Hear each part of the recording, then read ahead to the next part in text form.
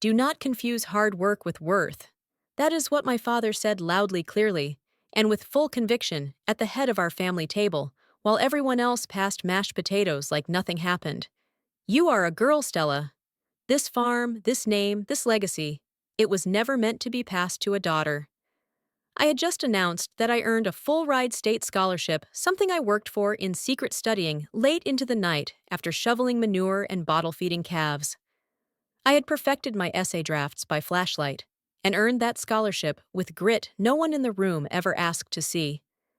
But when I looked up, my mother sighed and said, "Maybe we can focus on helping Aunt Marlene with baking season instead." My brother Brandon got a brand new iPod at that same dinner just for saying he wanted to design video games. No effort, no proof, no results. But I brought home a national scholarship letter with a gold seal and got dismissed like I had asked to join the family business out of pity. That moment, sitting in silence, as my dreams were disregarded like they were a phase, something shifted inside me. I wanted to scream, but I stayed quiet. I watched my brother unwrap his gift while my news was treated like a distraction. My father leaned back, took a long sip of sweet tea, and said, "Girls do not need that much education to raise a family." And that was it. My years of sacrifice boiled down to a punchline over fried chicken. I went to my room without slamming the door, because in this house, silence was survival. But I remember holding that scholarship letter in my hand, the one I had folded like a sacred thing, and realizing they never planned to see me as anything more than an extra set of hands. I was not sad. I was furious. Furious that my name was never meant to carry weight. Furious that I had to beg for space at a table I helped set. And that fury, that precise moment, is when I decided I would make a life that made them irrelevant. That night, after my family shredded my moment like it was just another napkin on the dinner table, I lay awake, staring at the ceiling, thinking about everything I had been taught to believe about worth and family. I had followed the rules. I had worked harder than anyone. I never asked for help, never disobeyed. I believed if I just stayed humble and gave everything they would see me. But now I understood they were never looking. My scholarship meant nothing because it did not fit their story. In their world, daughters were supposed to serve, not soar. That was not just unfair, it was deliberate erasure. And I had been complicit by staying quiet for so long. The next morning, I woke up before sunrise, like always. The chickens still needed feeding, the barn still needed mucking. But as I worked, something inside me refused to settle. That fire from the night before, it was still burning. I began to collect things in secret. Notebooks, letters, clipped articles with my name in bold. Every little achievement they ignored, I archived like evidence. My room became my museum of proof, a place where I could walk in and remind myself I was not invisible, even if they acted like I was. Months passed. I did not bring up the scholarship again. I knew they would never celebrate it. But I also knew I was leaving. I mailed in my acceptance to the university-confirmed housing, arranged a work-study job in the library. I paid the deposit with the money I had saved from selling eggs and tutoring the neighbor's kid. I did it all without telling a soul. Not because I was scared, but because I needed to do this without their fingerprints on my future. On the day I left, I packed everything into 2 duffel bags, including that scholarship letter, and the framed clipping from the local paper that read "Local Teen Awarded Full Ride State Scholarship." I left it on my pillow, a silent middle finger wrapped in glass. No one helped me carry my bags. No one even walked me to the truck. I drove myself to campus. I checked myself in. And when I sat alone in that tiny dorm room, for the first time eating a stale vending machine granola bar, I felt something I had never felt before: peace. Not because I had escaped, but because I had finally chosen myself over their approval. If you are still listening, I want to ask you something. Have you ever been made to feel small just because of who you were born to be? Have you ever had your dreams dismissed before you could even speak them out loud? Then this story is not just mine. It is yours too. If this hit your heart, comment "I see you" below and subscribe. It helps me create more stories that speak for us. College was everything they said it would not be. It was loud, chaotic, and full of people who did not know my name or my past, and that was exactly what I needed. I made friends who asked about my ideas instead of what I was making for dinner. Professors took my questions seriously. My writing professor, Dr. Langston, pulled me aside after my first paper and said, "You have a voice. Use it." I almost cried in his office because no one back home had ever told me that I had something worth saying, let alone something worth hearing. For the first time, I felt seen for something other than my ability to stay quiet and useful. That little dorm room, with its flickering fluorescent lights and scratchy twin mattress, became my sanctuary. I decorated it with photos, affirmations, and a small bulletin board labeled proof. On it, I pinned every quiz I aced, every thank you note from a classmate I helped, every kind comment from a professor. It was my armor against the voice in my head, my father's voice telling me I was just a girl who should know her place. Each pin was a silent rebellion. But even in this new world, the past found ways to creep in. On holidays when everyone else went home, I stayed behind. Not because I was too far from home, but because going back meant shrinking again. It meant smiling while being ignored, pretending like I had not built something real, just because they refused to see it. The few times I did go back, it was always the same. My mother would ask if I was still doing okay, never pressing for details. My father would say, "Glad to see you are keeping busy." Brandon would brag about his online gaming channel that had 4 subscribers and expect applause. And I would sit there, a full scholarship student on the dean's list, eating green beans like my existence was an afterthought. So I stopped going.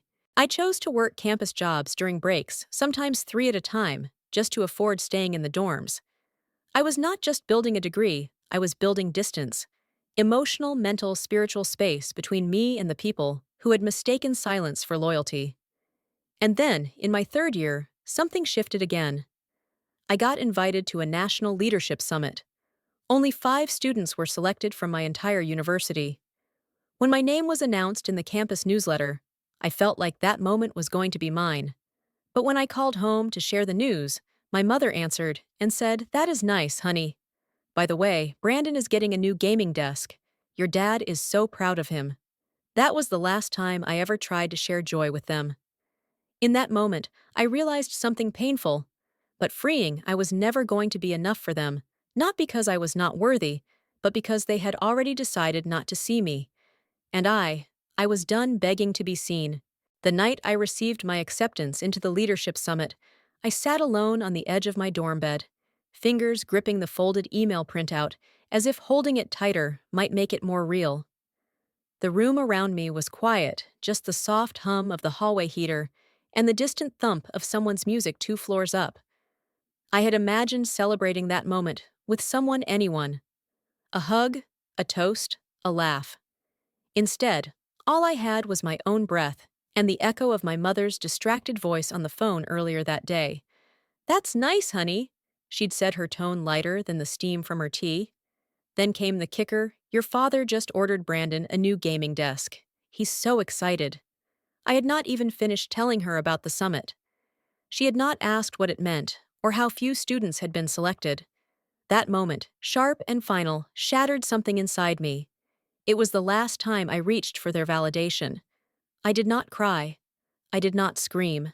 I just stood, walked to the mirror, and stared at the girl reflected back. I saw the tired eyes of someone who had run marathons for people who never even showed up to cheer. I whispered, "You are done." From that day forward, I stopped trying to bring them into my victories. I won awards and hung them in my office.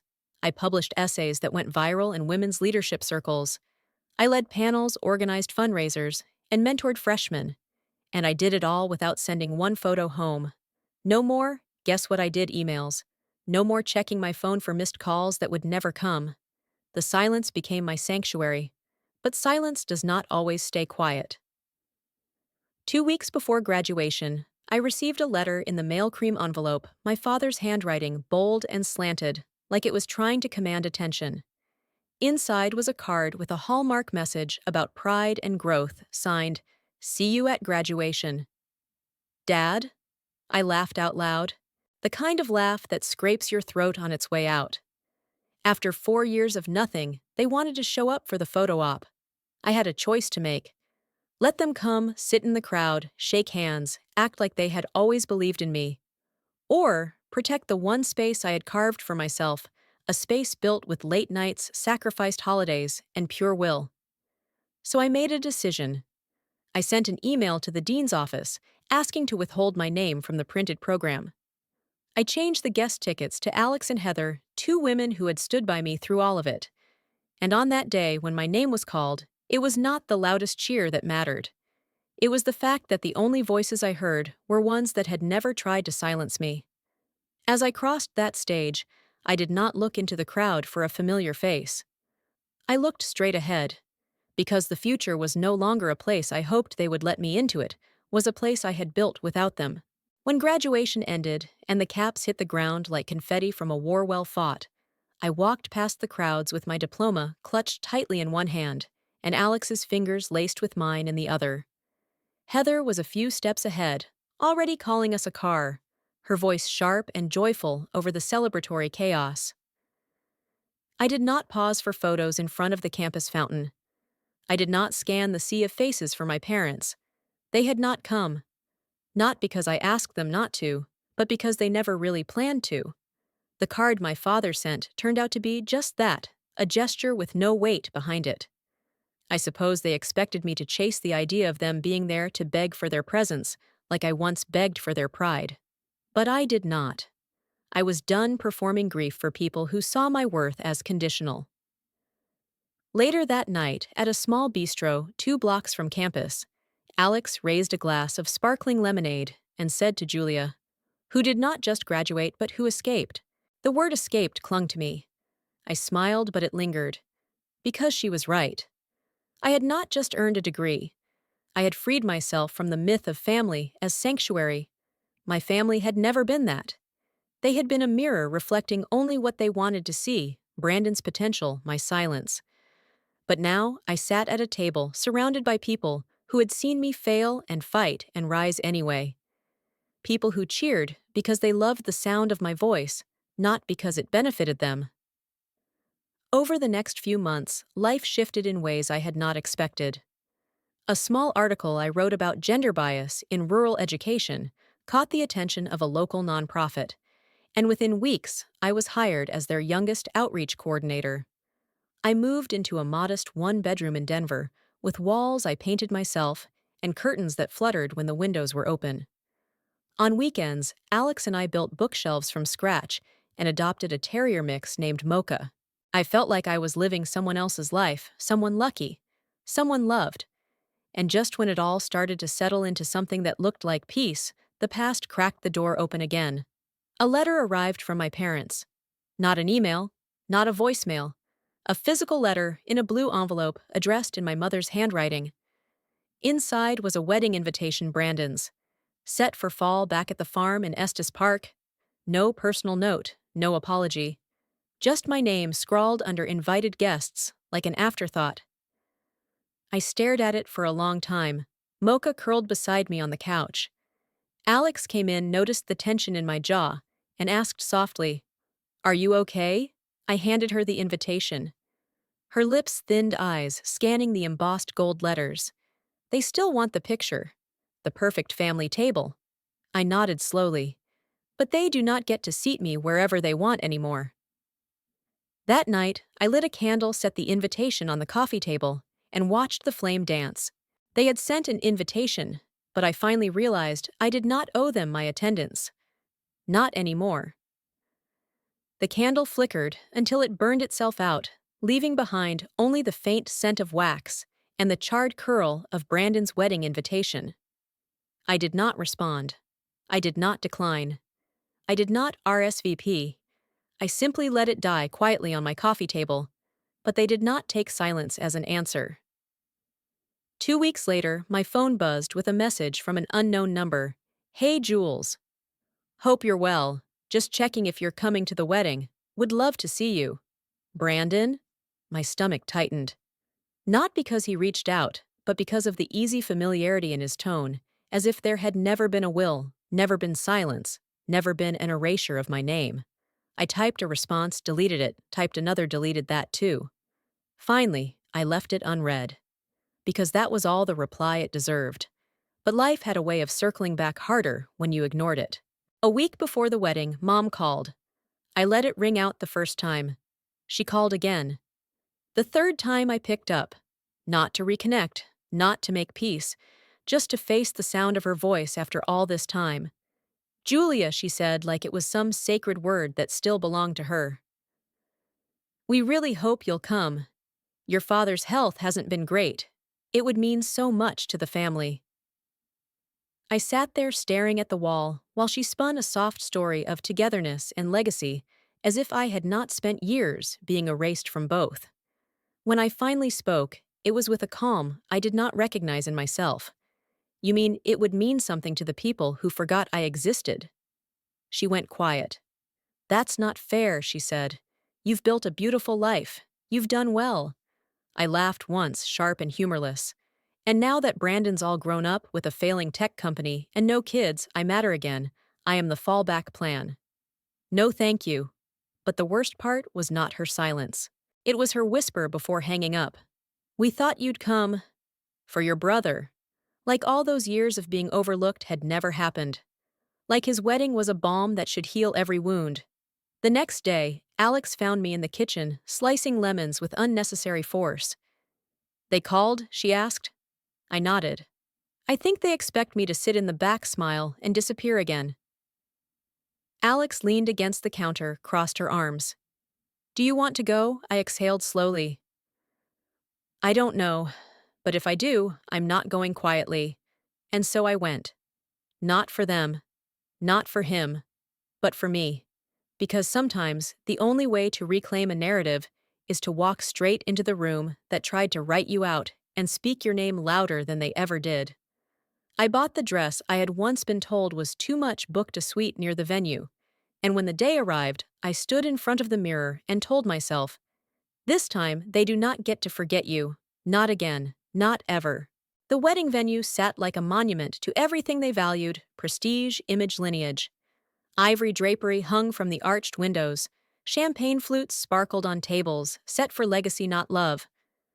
As I stepped from the car heels, clicking against the stone walkway, I could already feel the weight of the glances that would follow. Alex touched my hand before I exited. You do not owe them dignity if they never gave it to you. I nodded, jaw tight, heart steady. I was not here to blend in. I was here to be seen. Inside, the crowd buzzed with polite conversation and curated smiles. I caught a glimpse of my mother, first her back, rigid, her pearls perfectly aligned, the matriarch of a narrative she thought she still controlled.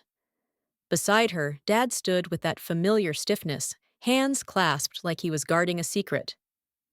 Brandon. He was at the altar, handsome, in that hollow, practiced way. He looked like a man built for inheritance, but hollowed out by its expectations. When his eyes met mine, he blinked once, then again, like he had seen a ghost with perfect posture. I smiled slow and sharp, then turned away before he could place me back in the box he built. I took my seat, not in the back, not in the kitchen corridor, right in the second row, in full view of every camera and relative who thought I had vanished for good. A hush fell as the music started. People adjusted their dresses, cleared their throats, and watched as Brandon's bride walked in, radiant and oblivious. When the officiant asked if anyone had reason to object, I remained still. This was not about sabotage. This was about presence. My silence now was not submission, it was sovereignty. After the ceremony, guests filtered into the reception. Laughter rose like steam from champagne glasses. Dad stood near the bar, telling someone how proud he was of his son, how Brandon always had vision. I approached the dessert table, hands, calm eyes, sweeping the room. That was when I heard her Vanessa, one of my cousins, loud enough for the whole circle to catch it. I'm just glad Julia showed up. It's good for the family photo, makes us look less fractured. My cheeks flushed, not with shame, but with fury, tempered by restraint. I turned, voice clear. Fractured isn't the word. Realigned is better. You just didn't see the shift because it did not happen in your direction. Her mouth opened slightly, but I walked away before she could reply. At the corner of the room, Alex waited, 2 glasses of wine in hand. How does it feel? She asked, offering one. I took it, breathing in deeply. Like justice. Not the loud kind. The kind that wears heels and does not flinch. We toasted quietly, while behind us, the new couple posed under chandeliers.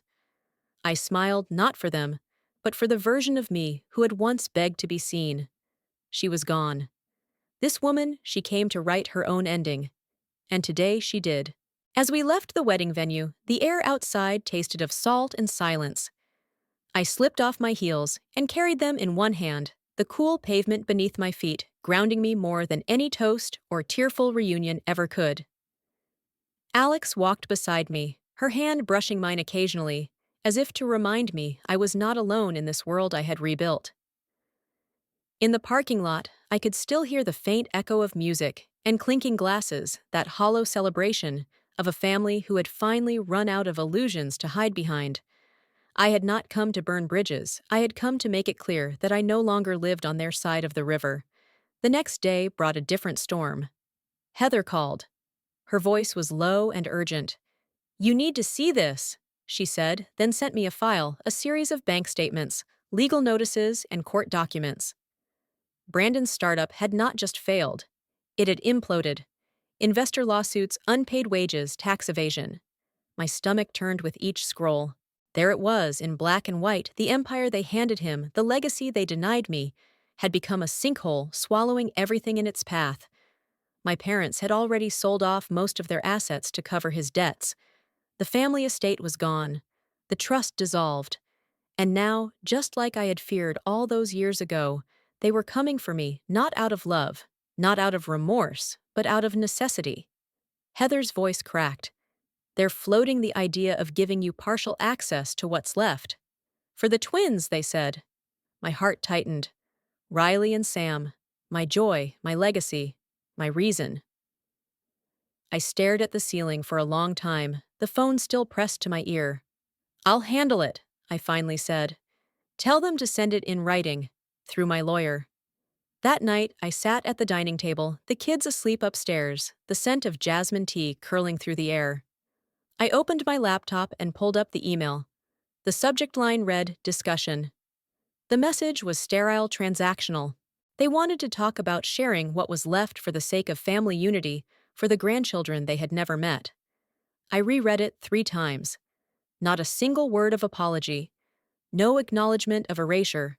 No memory of what they took. I thought of the girl I used to be, clutching a scholarship letter in the dark, waiting for someone to say she mattered. I thought of that brass key I once returned at the will reading, the key to a home that never let me in.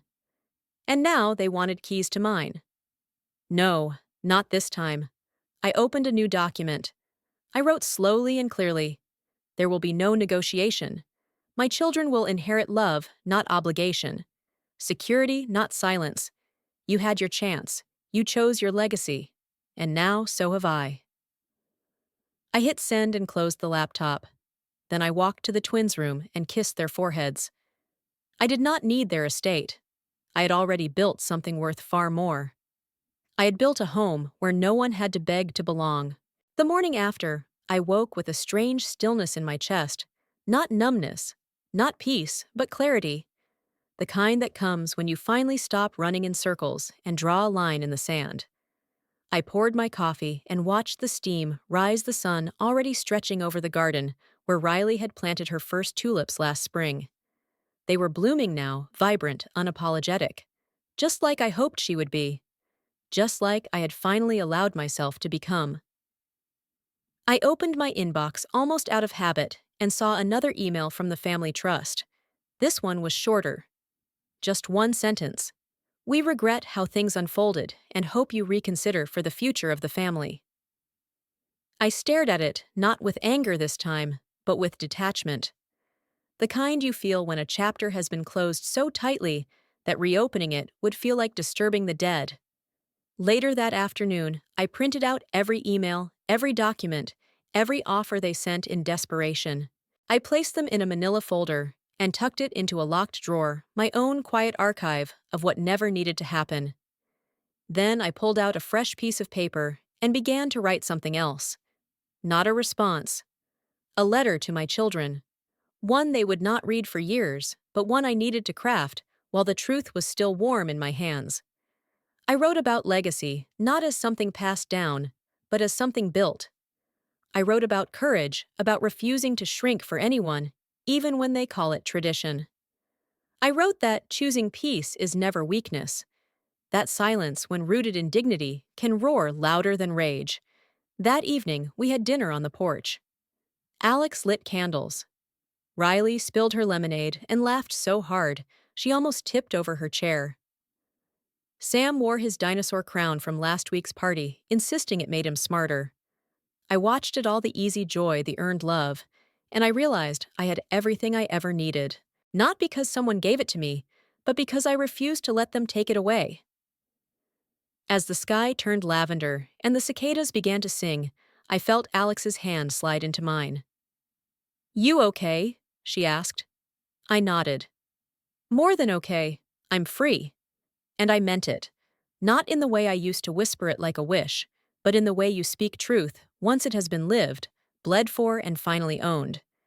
Because some of us do not get fairy tale families. Some of us have to build them from the ashes of what could have been. But we still build. And when the past comes knocking, trying to reclaim what it abandoned, we do not answer the door out of guilt. We open it only to say, "This home was made without you, and it will thrive without you still." If you have ever had to choose between their legacy and your peace, then this story was meant for you. Like, comment, and share if you have ever said, "I choose me." Because sometimes the most powerful inheritance you leave is the one you claimed for yourself. Oh,